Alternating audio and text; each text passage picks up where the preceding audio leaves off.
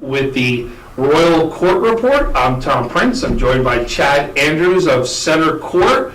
We got another great show this week as a big week, a lot of nice games that really happened this week that we're going to get to talk to. Segment one that we usually get into are the games that you and I have seen.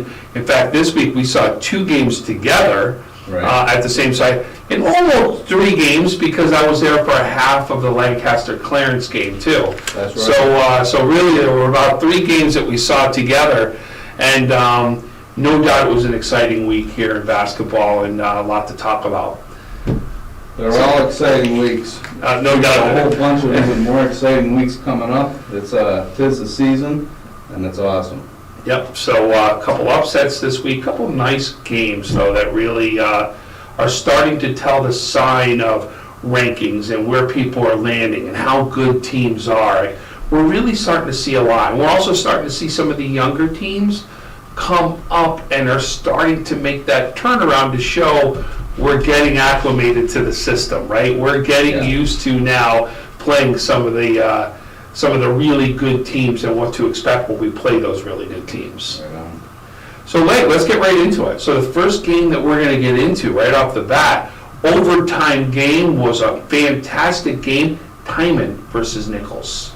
Yeah, how about that one? So I had Tyman #1 coming into it. I had Nichols #3 behind Olean. The game did not disappoint. It was just an awesome game. We sat here last week, me knowing that I was going to be at that game that night, and then that's where I was after I left the studio, took it in. Tyman jumps up early, builds a significant first half lead. I think they were up by 17 to 18 points in the first half. Late in the half, Nichols closes it to 13, takes a little momentum running into the break. Second half, it's a tale of two halves. Second half, it's Nichols. Nichols flips the script, turns the game around, starts hitting shots, takes a 6-point lead, late in the game, and the final minute of the game, under 30 seconds, they get the ball to Jaden Harrison in the corner, throws up a three-pointer, gets fouled, shot almost goes in, goes to the line, sinks all three, steal right off the inbound, goes into Jaden Harrison's hands. He starts to penetrate, zips it over to Humphrey in the corner, who hit the game winner against St. Joe's, lets that go up. It's true, we got a tie ball game. Nichols has a chance to win it outright in regulation late. They put the ball in Jalen Duff's hands. It's probably what I would have done. He dribbled down on his defender and launched one over him. Almost went in. It didn't. We go to overtime. Overtime starts. Duff and Rainey both hit threes quick. Momentum quickly goes Nichols' way. Nichols closes that one out in overtime. But great game between two outstanding teams, and we know we're going to get to see it at least one more time. We might see it twice. Yeah, absolutely. And that's not, we don't have it on our list. That's not the only game, though, that Nichols comes back in this week. As they did against Cardinal O'Hara at the same time, come raring back in that game. So that night I'm over watching St. Mary's and St. Francis, and I'm getting updates on my phone about it, and they were down double figures. I think they were down 13 points. Yeah, it was double digits. Heading into the fourth quarter, they're down 13, and I'm like, oh wow, here I'm over here at St. Mary's, and there's some major stuff going down across the way in Tonawanda. Nichols squares in bunches. Once again, they come storming back, making up 13 points in the fourth quarter. That's an aggressive comeback. Oh, no doubt. And what was really interesting about that win, they did it with only 3 scorers. How about that? I didn't even realize that until the next day when I got that information, but 30, 30, and 15, 3 guys. I've maybe seen that one other time, only 3 players in a box score. Wow. Yeah. And for Duff and Rainey, the 30-point brothers, we talked about last week, you said, have you ever seen that before? And that tandem, they just, it's unbelievable. It really is. You legitimately right now could be talking top point guard, top scorer right now in Western New York is sitting right there on the same team. And again, please, there are some other great scores. I'm not saying it like that, but it just shows how good these two really are. When kids are consistently putting up the numbers they are, playing at the level they're playing at, against the competition they see, I wondered when Duff made the move over to the Monsignor Martin, I thought his scoring would have to dip because of the level of play, and it really hasn't. Instead, what's happened is the rest of his game has just, he's elevated his game once again like he does every year, but he's scoring those points, but he's assisting, he's rebounding, he's leading, and Ja'Kai Rainey is hitting shots and playing at a three-point shooting level I don't think I've seen. Like I said to you last week, I think he can go out to the parking lot, shoot one, it's going in. Yeah. I mean, it's he just can hit from anywhere on the floor. He really can. He sure can. So next game we were going to talk about was a game you and I were at together, and that is St. Joe's and Canisius, which was another great game, close the entire game. And this is where, Canisius comes up big in this one at the end, especially by the three-point shooting right there at the very end. And again, another transplant into the Monsignor Martin division who gets that three, Granto, right? Yeah. So Granto comes up big with his three in there. And again, I thought a tale of two halves when you looked at the scoring that was in there, right? Yeah. So Joe's gets an early lead in that one. Never had a big lead, but Joe's led in the first half. So Canisius was always behind just a little bit on the scoreboard. Might have been a 6-point game after one quarter. I believe it was a 1-point game at halftime. Joe's played outstanding, especially in the first half. Justin Glover was doing some special things with the ball in his hands, creating his own shot and hit a couple big ones. So he was literally, he would create and get space by backing up to the three-point line to get that shot. Did it multiple times where he almost couldn't block it because it was going back to the three-point line to get his shot up in the air. Did a fantastic job. And on the flip side, if you remember, Ciccone on the flip side was doing it for Canisius. It was kind of the Ciccone/Glover battle inside the first half. And for Justin Glover, last year, his role was the true point guard of the team. That there was so much talent around him. He dished and he still scored. Mm-hmm. He averaged 14-something a game, but he had so much around him that he could just play maestro. This year they need him to be a little more of a scorer. He's raised his scoring, and he was doing some special things in the first half of that game. But you said, tale of two halves, so now we come out in the second half. Declan Ryan, who had been in a little foul trouble in the first half and had to take a seat for some extended minutes, comes out in the second half. And, I retweeted some highlights from Tape Cage on that game, and you watch the highlights, and it's like, and I remember thinking that as I sat there, boy, it's the same play, it's the same, stop it. Go ahead and stop. It's one thing to know what's coming, it's another thing to stop it. And when Declan Ryan gets cooking, it is something to see. And the funny part was, when we talked and interviewed him after the game, right, really what we felt was the turning point in that game wasn't what he did down low, it was when he hit the three. Yeah, he hit that three. Hit the three, and the whole dynamics of the bench changed. Everything changed from there, and that three was really what took them off. Yeah, and you mentioned it earlier. The big play, the dagger of the game was, so St. Joe's finally has him triple teamed because he's just destroying them in the paint with that smooth turnaround move from the right side that he finishes so easily with. St. Joe suffocates him when the ball goes into the paint. He gets a nice pass out to the corner. Granto bangs it. Yep, and that was big. And then also, for the second half on St. Joe's, let's not discount what Solomon Jackson came in to do in the second half, as he was in foul trouble a little bit and didn't play a lot in the first half. Same thing, turns it on in the second half where he had 14 in the game. Almost the entire amount was in the second half, and he came up big, keeping that close for St. Joe's, and that run that they came on to have Granto have to hit that three really cost him Solomon Jackson in that second half. Yeah, he hit a couple big threes late. He had a 10-point quarter in that one and had a nice steal and dunk. Oh, nice steal. That was very nice. And almost had a second one. If you remember that coach got upset that he got fouled going up for it, and he ends up doing it as a layup when you knew he wanted to put that sucker down. They didn't call a foul, and the coach got very upset about that, not getting the foul. Yeah, Jackson's got some ups. He's got some buns.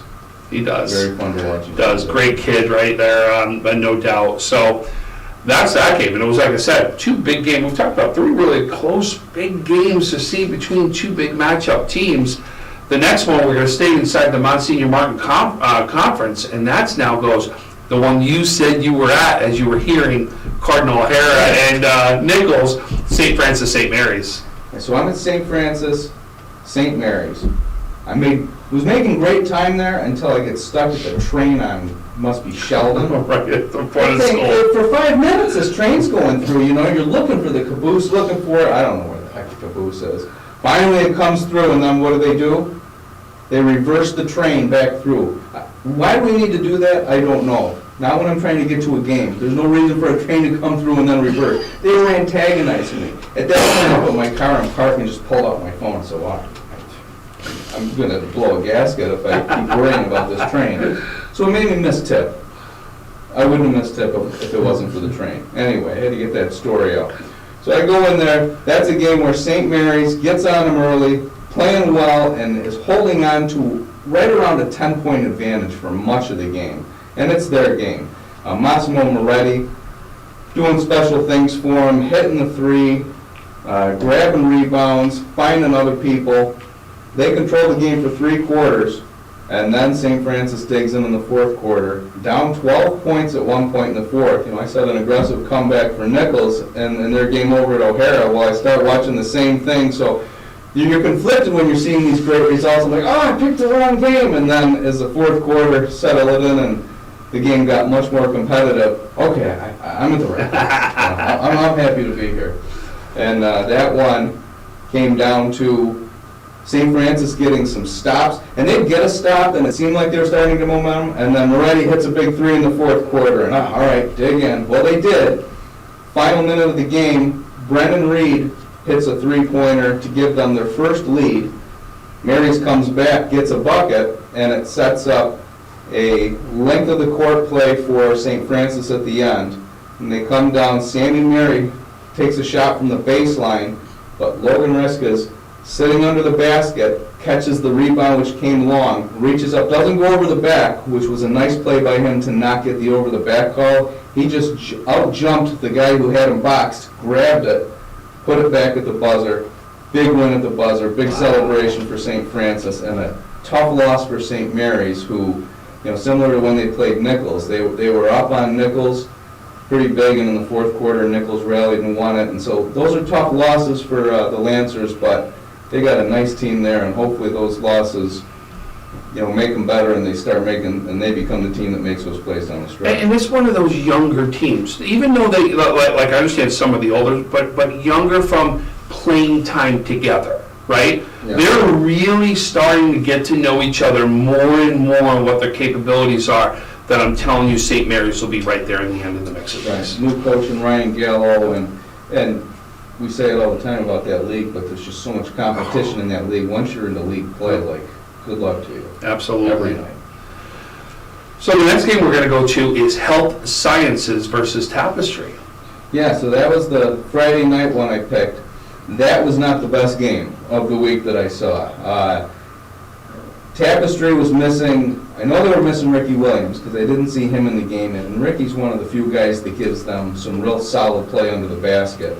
And that's no good when you're playing Health Sciences, because that's exactly what their strength is solid play under the basket, defense, controlling the tempo, which they do better than any team I've seen in the area this year, is they make you play at their pace. They are slow and methodical in their sets. They like to pound it in. They get back and set up their defense. And just the size that team has, we likened them to Bennett on last week's show. They're a big, strong team. They got an early lead. They kept the early lead. It was their game, and solid performances in that one by Tyreek Hopkins. Another nice game from Xavier Benton. Kydale Staten turned in another performance for him. And then on the other side, Lamar Matthews continues to impress every time I get out and watch him. He had another really good game for Tapestry. Wow. So the next game we're going to discuss will be the one I was at till halftime, but you got the chance to stay for it, was Lancaster versus Clarence. For the first half I thought was a little slow. You know what I mean? Like you could just see it was almost both teams. I don't know if it was the early morning start at 11:30, right? Right, which is one thing, or it was just that feeling out process just took a little bit longer. It seemed to go in this one. Well, both teams got a lot of size. Yep. Both teams are physical, and Lancaster was missing a little bit of their size. what were they missing? They were missing their big that comes off the bench. Okay. Which they knew was going to have, and he had a big impact in the game against Orchard Park, if you remember. Comes off the bench and really comes that size, especially when you're going big and you have Harrington right now guarding. He gives Harrington a little bit of that break when he comes in. Mazer is who it was. So he was missing Mazer.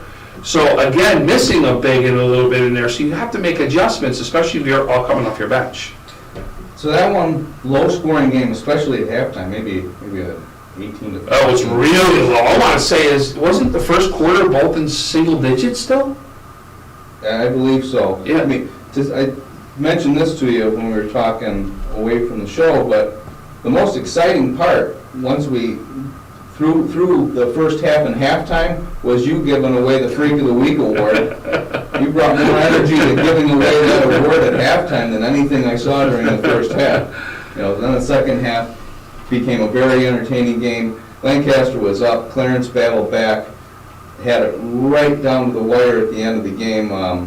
Julius Perry played a real nice game in that one for Clarence, kept hitting big shots to keep them in the game and where they needed to be, but on the other side, Noah Kimball played very well for Lancaster. The Harrington brothers, Joe and Jack. It was the first time I got to watch Jack play. He's a scrappy kid. Let me tell you something. This is why you are not going to count Lancaster out in the mix of this ECIC 1 mix. You want to know why? It's that defense. Yeah. When you get refs that are going to let you play, right, and not call, not call it close, but let you play and bang and do things, that Lancaster defense can be suffocating at times. And they want that game to get real ugly, low scoring. And then watch what happens, because they got the two Harringtons and Kimball that could come up in the scoring column. And then, like I said, Mazer coming off the bench right there. I'm telling you, watch out just because of the defense that Lancaster brings. I agree with you. If we're looking at Class AA right now, I think it's pretty clear that your two favorites, and they haven't played yet, but you've got Orchard Park, who's still undefeated, and you've got Jamestown with one loss, which was a 1-point loss to start the year against Health Sciences. Those two seem like the cream of the crop in Class AA. Yeah, their game got canceled early on. Right, it got postponed to the 26th, and then they play again on February 2nd, so then they got to play two games exactly 1 week apart on Wednesday nights. But Lancaster, maybe not the favorite, but like you said, absolutely capable of coming in and pulling an upset on either one of those teams. And I would toss Niagara Falls in that mix. Listen, you did not count out Niagara Falls, period. I don't care what it is. That team is a young team that's going to get better and better right out there. And then I would also add Clarence to that, who I just watched go to the end with Lancaster, and even Frontier. That's a very balanced team that can put together a solid game. So Class AA is interesting. I think we got two favorites at the top, but I do agree with your point about Lancaster and their ability to defend and how that could take a team out of their game. Yeah, absolutely.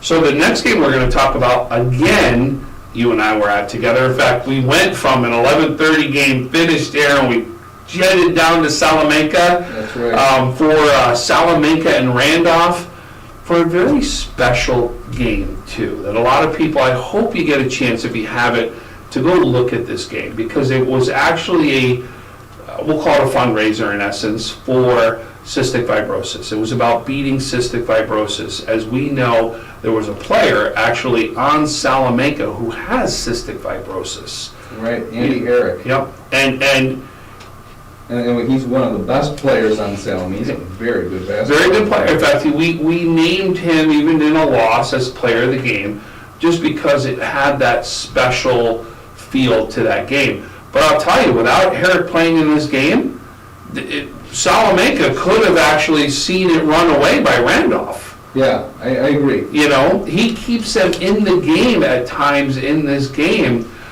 because as we saw, Lucas Brown, their top scorer for Salamanca, the kid can light it up, no doubt. Struggled early on in this game to find a shot, and it was other guys that really had to come up, and Herrick was one of them who comes up big. Yeah, and early on when he was struggling, that allowed Randolph to get up a little bit. Now Salamanca did rally back, take the lead. It was a solid game. I think it was maybe a 9-point final or an 8-point final, but the game that we watched was much closer. Yes. You know, Randolph put a little distance on him at the end. Big credit to the shooting performance of Drew Hind in that one. Yeah. Freshman, you know, Tyler's brother, another Hind at Randolph. He can really shoot it, and a really heady player for him. Shocked sometimes how wide open he was once he was hitting some of those shots, right? But if that was open, he was shooting and it was going down. Well, what creates that, him being so wide open, is Gabe McCoy. Yeah. That you got to give Gabe McCoy, Randolph's big man, a lot of attention, because he's going to grab every rebound that comes in and he's just going to score with it if you're not collapsing on him. So that's what they're doing, is they're collapsing, trying to prevent Gabe from tearing him up in the middle. Randolph is a very good ball movement team. They kick it out and they find some space out there. Then there was Jaden Huntington, who can shoot it from pretty deep. Carson Conley can shoot it well for him. So that's a very nice team in Randolph. Very good defensive team. I saw the same out of Salamanca. I was just going to say that full court press that Salamanca brings is one of the top full court presses that we see. And they are going to give teams fits right there. And you can see that was the biggest reason that kept them in this game, was the full court press at times, because it was some big steals that they would come up with, go on a little bit of a run because of the full court press. I was really impressed too with Salamanca's Hayden Hogue, their point guard. I thought he's just a nice high school point guard, fits what they're trying to do very well.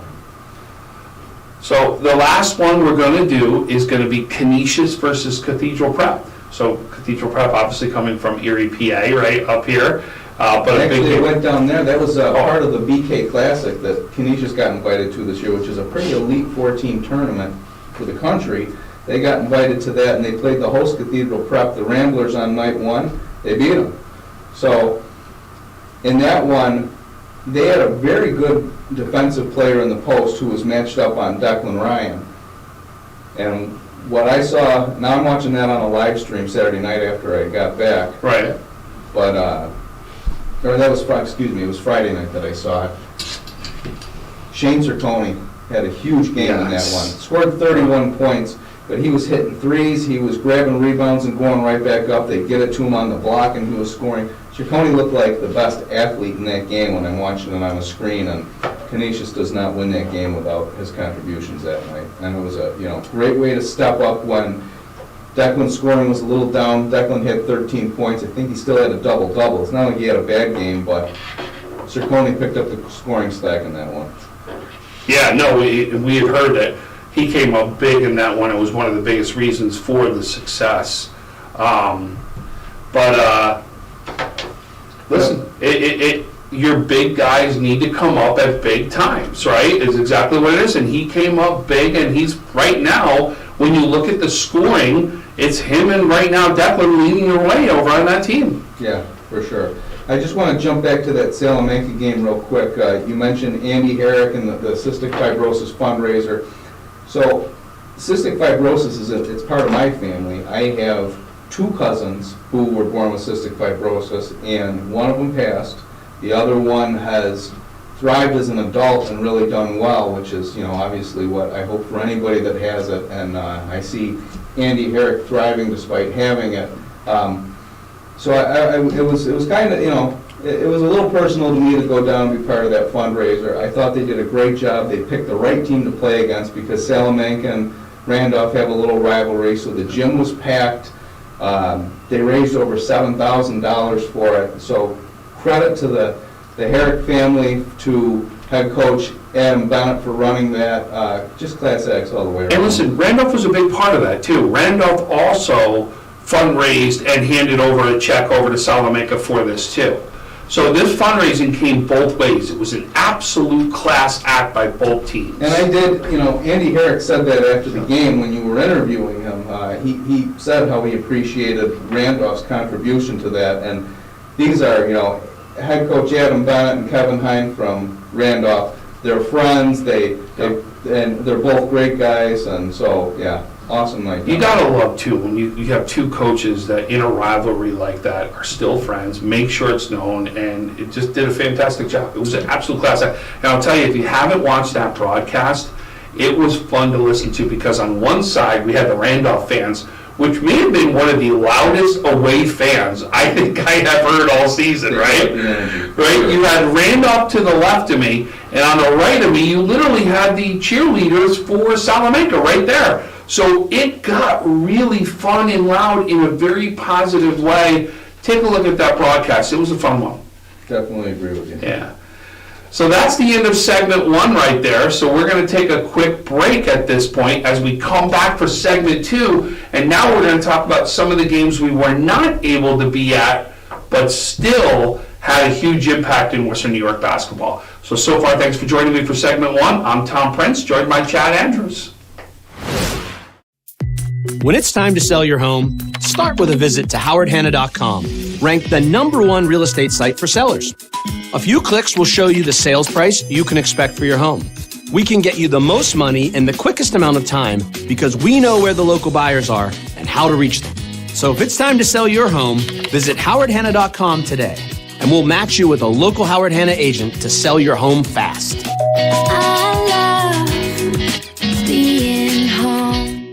If you've been injured in an auto accident, large or small, call 681-4088. RES Physical Medicine and Rehab right away. If you are in pain or just sore, don't take chances. Call RES today and take advantage of their 24 to 48-hour appointment pledge. With no copays, RES will help navigate the confusing world of no-fault insurance with you, so you can concentrate on getting better. 681-4088. RES Physical Medicine and Rehab. The most important call you can make after an auto accident.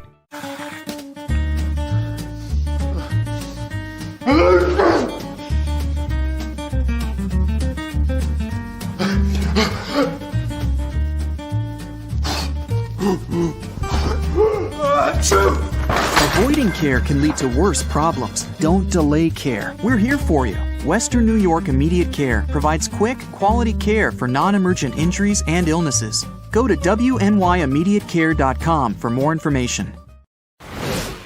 So we're back right now for segment 2. Again, I'm Tom Prince, joined by Chad Andrews of Centercourt. We went through all the games so far that we, either one of us attended. And now we're going to talk about some of the games that we weren't able to attend, but we knew were great games that were out there. The first one we're going to begin is Amherst versus Will East. Yeah, so that is last Tuesday night. I was coming home from Tyman, Nichols. That game ends early. And for whatever reason, I had it in my brain that game was at Amherst at 7:30. So I'm thinking the game's underway as I'm driving home, and I've got to get a chance to go check it out. So I shoot a text to someone who I know is at the game, and I'm like, is it a close game? Should I be stopping by? He goes, Will East won! Like the game was already over. And I thought, you're kidding me at first, And that's nothing disparaging on Will East. I just, if you read the stuff and you've listened to me, You thought there was a good chance Amherst could go undefeated the rest of the way. I think very highly of Amherst, right? So I wasn't expecting that result and thought maybe I was, getting the business. I wasn't. A 57-51 win, set up by what I believe was a 15-4 fourth quarter played by Williamsville East. That's an impressive result by the Flames, who have been playing really good basketball. That puts them in a tie for first place in ECIC 2. It's the first time Williamsville East has beaten Amherst in the 5 seasons. So it was a huge result and something that we needed to mention on the show.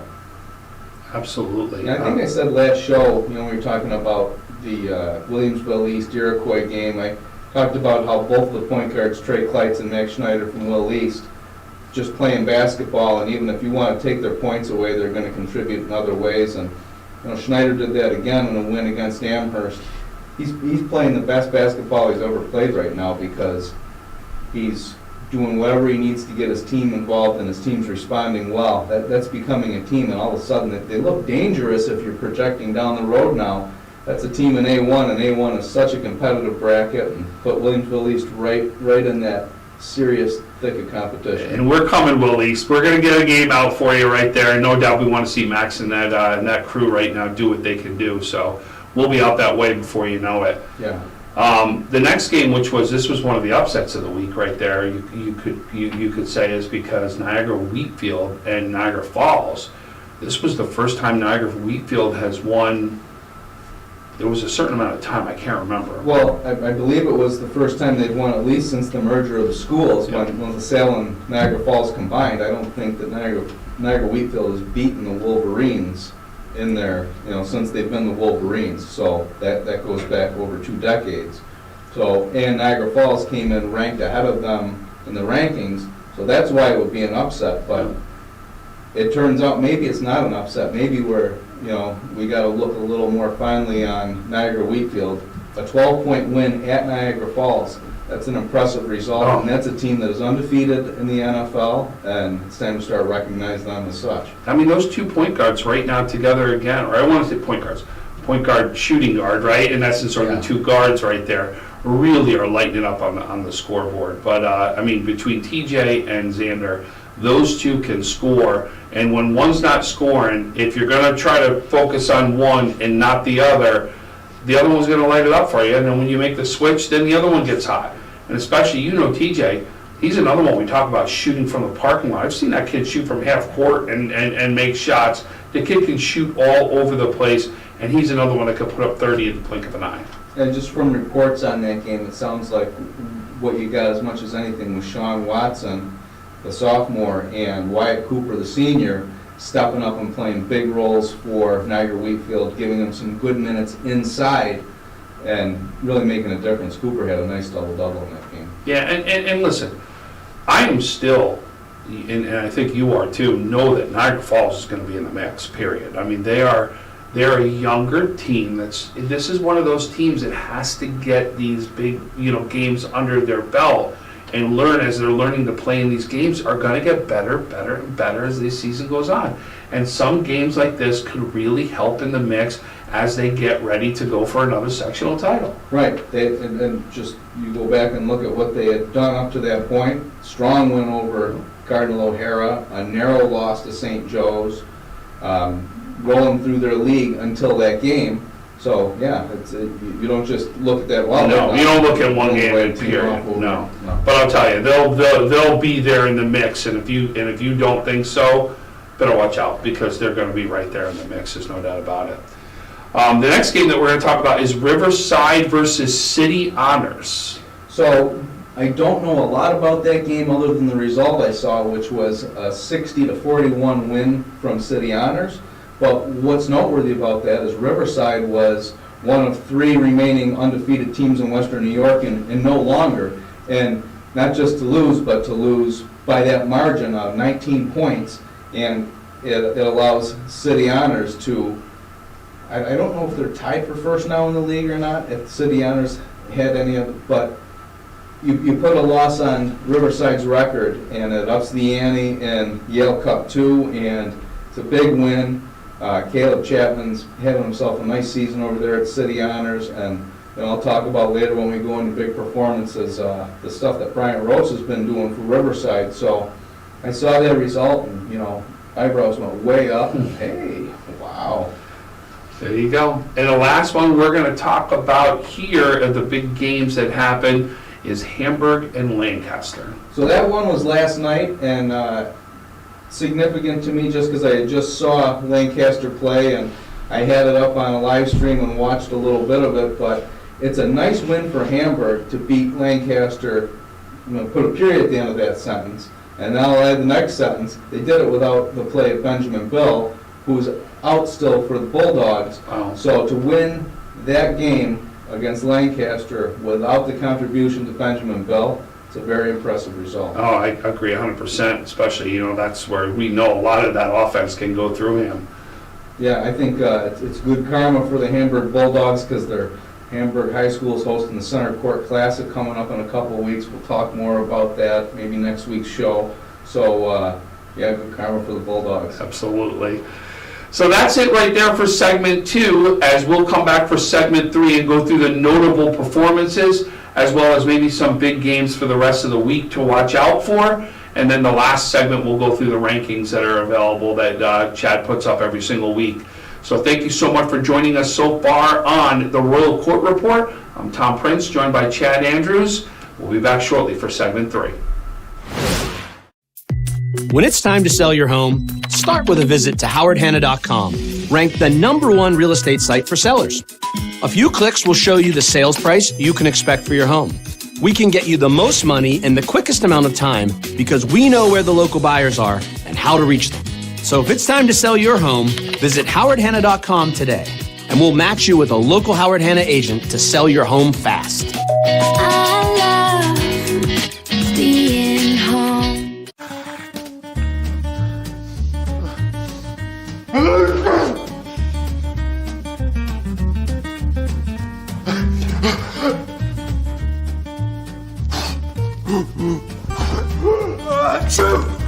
Avoiding care can lead to worse problems. Don't delay care. We're here for you. Western New York Immediate Care provides quick, quality care for non-emergent injuries and illnesses. Go to wnyImmediatecare.com for more information.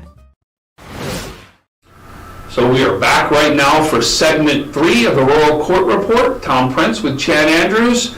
So Chad, some big performances that we've had this week that are very notable performances. Let's talk about some of those notable All right, performances. I got a bunch of them. Since the last time we did a show together, Seth Joba, 22 points and 16 boards against Hamburg, along with 3 blocks. 21 points, 14 rebounds, 4 blocks, and a win over Frontier. I retweeted the Orchard Park Twitter account that put up some highlights of Seth Joba. If you haven't watched those, it's not, go to the Orchard Park Twitter account, go to mine, find it. Yeah,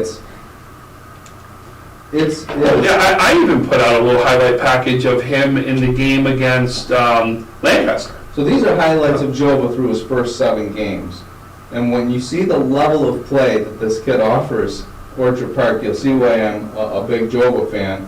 It's impressive. I just really encourage anybody to check out what this big man's doing. Hamburg, Adam Cha-Cha, 25 points, 16 rebounds, 7 assists, 4 steals last night in that win over Lancaster. So way to step up Cha-Cha with, in the absence of Bill. Big game there. I mentioned Wyatt Cooper from Niagara Wheatfield. In that win over Niagara Falls, he had 16 points and 15 rebounds, huge double-double, and followed that up with 10 points and 18 boards in a win over Ken West. Elijah Whitehead on Saturday at the MLK Classic over at City Honors against Bishop Kearney in a 20-point win for McKinley, 18 points, 14 rebounds. Teddy McDuffie from Amherst, kid's a double-double machine, owns the rebounds that come his way, 28 and 12 in a win over Iroquois, 12 points, 18 rebounds in that loss at Williamsville East. Trey Kleitz, 35 points, 7 assists, 7 steals in their win last week. That puts him now just 25 points away from the school record. His next 25 points, he is the all-time leading scorer at Iroquois, coming off of that 35-point outing and a win over. And he can do that next game. Yeah. Bobby Beeline, Newport Lancers, 33 points and 8 rebounds as Newport knocks off Niagara Falls on Saturday. Huge win for the Lancers. They are now a game out of first place. They have 1 loss in league, and they're heading into a game with, they were heading into a game with Niagara Wheatfield last night. They got postponed because it was too sunny in Niagara County to play. So we'll get to that game when we get to it, but 33 points and 8 boards in a win over Falls for Bobby Beeline. Props to him. His teammate, Logan Ute, 16 points, 17 rebounds in that win. Caleb Chapman, I mentioned him, he had 27 points when City Honors beat Riverside that night. Nasir West from Burgard, 34 points and 9 assists in a win over Buffalo Arts.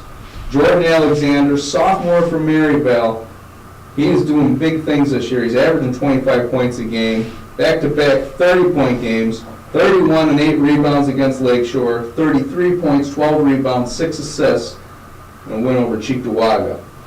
Mentioned Brian Rosa, that we'd be getting to him. He had 5 straight games where he scored over 30 points. 5 in a row over 30, and he finished that streak off with a 40-piece and a win over Buffalo Arts.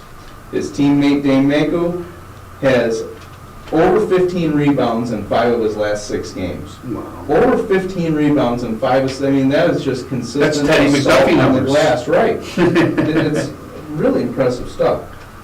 Trey Boland from Tonawanda. Did I say Trey Trevin? Trevin, yep. Boland, excuse me.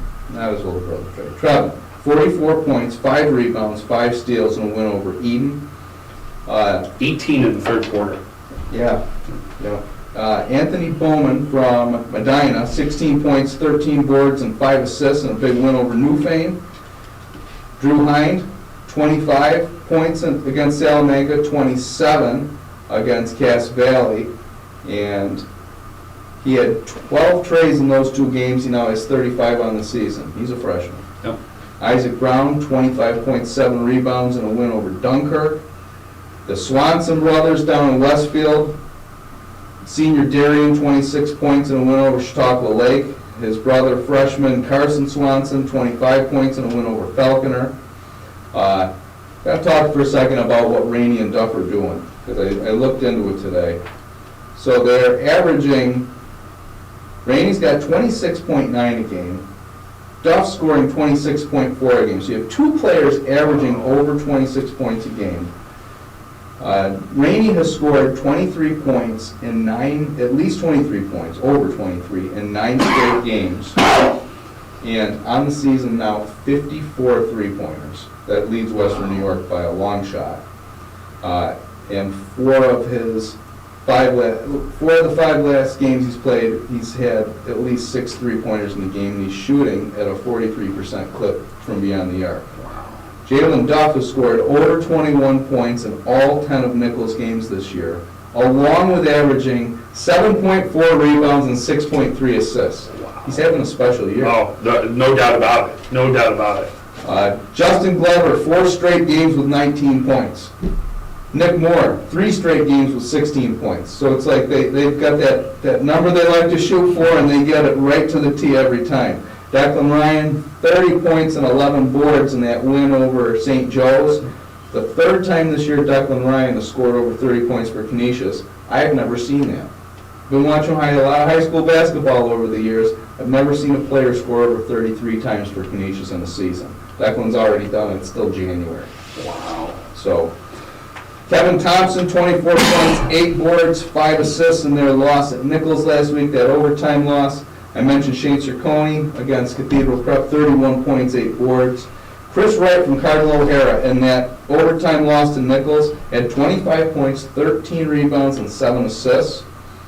TJ Jacobs dropped 40 points on iPrep in a win, and Logan Reska scores the game winner I mentioned against St. Mary's, and then he scored the bucket that forced overtime in what ended up being a loss on MLK Day when they went out and played in the Bishop Grimes tournament. So that's those are some top performances I found from last week. Love being able to say the kids' names and bring some attention to the outstanding work they're doing out there on the floor. Absolutely, that was phenomenal. And now really the games to watch out for tonight, you're going to see even Health Sciences will take on Nichols, St. Mary's at Tyman, which will be another big game, Pioneer at Cheektowaga, which is a conference game right there, Williamsville East at Sweet Home, and then St. Joe's at St. Francis. Those are all the big games tonight, already. Thursday, look for Olmsted and City Honors, MST versus Riverside, Frontier in Lancaster, Will North at Orchard Park, Allegheny Limestone at Salamanca, Panama at Westfield, and Southwestern at Fredonia. Some of the big matchups right there. And also tonight, we're actually going to be broadcasting as Fredonia comes up here to take on Ken West. We're going to be broadcasting that Fredonia-Ken West game. So that's going to be tonight. Game. Yep, absolutely. Should be a fun one. Friday night brings some big matchups at St. Joe's and Nichols, Hutch Tech and McKinley, Middle College at South Park, Tyman at St. Francis, Cardinal O'Hara at St. Mary's, Ken West at Newport, Sweet Home at Tapestry, And the game we're going to be broadcasting on Friday night, Niagara Wheatfield at CSAT, Depew at Pioneer, and Jamestown at Clarence are the big matchups on Friday. And then Saturday, Rochester East High is going to Niagara Falls, Aquinas will be at Canisius, Westfield at Sherman, and Park versus Jamestown at JCC. Those are pretty much going to be your big games for... Lots to choose from every night. And I was looking, just the games that you rattled off, 5 good games today, and I would have been all for canceling school for everybody one more day. You know, Buffalo Public Schools still aren't in school. A lot of the charters still haven't canceled because they can't decide. Can't get the side sheet done, right? We should have just canceled for everybody and then had just a one-day venue again today. You know, pick a spot and we'll play all 5 games starting at noon, 1:45, 3:30. Could have done 5 games in a row. I'm all for it. Let's do it. Center Classic 2. Centercourt Classic 2. The mid-season. Right, mid-season one, then we do the final one. Why not? So, folks, that's the end of right now segment number 3. As we'll come back to segment 4 to go through the rankings, we'll tell you who's ranked in New York State, as well as what Chad's rankings are here locally. Thank you so much right now for joining us on the Royal Court Report. I'm Tom Prince with Chad Andrews of Centercourt. Thanks again for joining us so far. Messages received. Paul Wolf Agency, how can I help? I got a problem. I got a big problem. The house flooded overnight, everything's destroyed, and I don't know what to do. You can relax. The wolf is on his way. What's the damage? It's bad. As opposed to good? It's 20 minutes away. I'll be there in 10.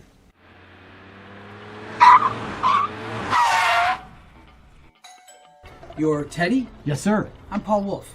I solve problems. Oh, good, because I got a big one in here. May I come in? Absolutely.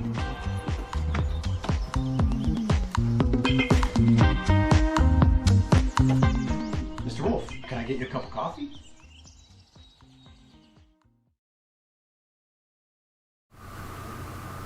So here we go, the final segment of the Royal Court Report with Tom Prince and Chad Andrews. Thank you for joining us so far. We're going to start right now with what teams are ranked in New York State at this time. Remember, the New York State rankings aren't just large and small. They go by your exact division that you're in. AA, A, B, C, D is how they rank the state ones. So in AA, Orchard Park right now ranked number 15, and Jamestown is ranked number 20. I can even say is I think Orchard Park may be even down a little bit where they should be at this point, being undefeated so far with a couple big wins. We'll see if that ranking keeps going up and up as they keep getting some wins under their belt. But that Orchard Park-Jamestown matchup when it comes could be a real tall tale sign of what happens in the rankings in AA right there. It sure will. With Class A, Canisius is ranked 10, St. Francis is ranked number 20. In Class B, Bishop Tyman is ranked number 5, Olean number 7, Nichols number 9, and St. Mary's is number 21. In Class C, Randolph is number 9, Salamanca is number 10, and in Westfield, you've got, in Class D, you've got Westfield number 5, Clymer number 10, and Panama number 13 so far in the rankings. And then local rankings for me, I continue to have Orchard Park, the number 1 large school. They're going to stay there until they lose, and they are undefeated and doing good things. Canisius is at number 2, came back from the BK Classic. Their record is now 8-4, but they're taking care of business locally. One of their losses was to Aquinas this year. They got a chance to avenge that loss this Saturday afternoon. St. Francis, number 3, I haven't seen anything to change my mind on that yet. Number 4, St. Joe's. They play tonight. St. Joe's at St. Francis, so the rankings can either bear out or Joe's can move up. Health Sciences, number 5, who Joe's clipped in overtime. Jamestown 6. Health Sciences won at Jamestown this year. I'm just following the results. Dropped Amherst down to 7 after losing to Will East. I brought Will East into the rankings at number 8. There they are, separated by 1 after splitting games this year, and Will East is on a nice roll right now. Number 9, Niagara Wheatfield moves up a spot after their big win at Niagara Falls. And number 10, McKinley, they lost a 16-point game to South Park earlier in the week. They rebounded nicely with a win over Kearney on Saturday in the MLK Classic that I mentioned, and it was them, it was Lancaster. I was looking over, who I thought it should be, and I went with McKinley for that 10 spot there. Small schools, you beat number one, you became number one, and that's what Nichols did. They took down Tyman in overtime, so I flipped them. I moved Nichols up to number one. I dropped Tyman back to 3, kept Olean number 2. How do you go undefeated, 9-0 and not be the number 1 team? I don't know. Just keep winning, Olean. It might take care of itself, but they're number 2 right now. Randolph, I jumped up to number 4. I've seen them on live stream before until I got down there on Saturday, and you watch them in person, and the live streams don't really do it justice. When you see a team in person, it's even more impressive. They are an impressive squad. They're 9-1 right now. I think they're going to finish 19-1 heading into the postseason. We'll see. Tapestry 5, Salamanca number 6, Newport crashes into the rankings at number 7. A lot of big wins lately for them, and it was time to bring them in. So in they are. Number 8, St. Mary's. Number 9, Lackawanna. I'm still the only guy voting for Lackawanna in the Buffalo News poll. Maybe it's because I had the benefit of watching them beat Frontier, but I'm telling you, that's a good team. That's a top 10 small school. And number 10, Westfield, 52-point win over Falconer last week. Their only loss on the season as they sit 10-1 was to Olean. No shame in that loss. Yeah, especially since they're 2 in the rankings right there, so no doubt.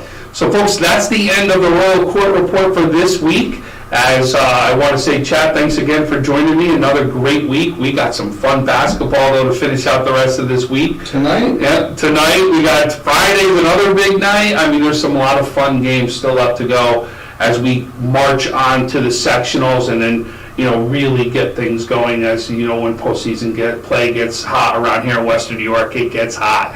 So the Senior Martin Division has been delivering exactly like we thought.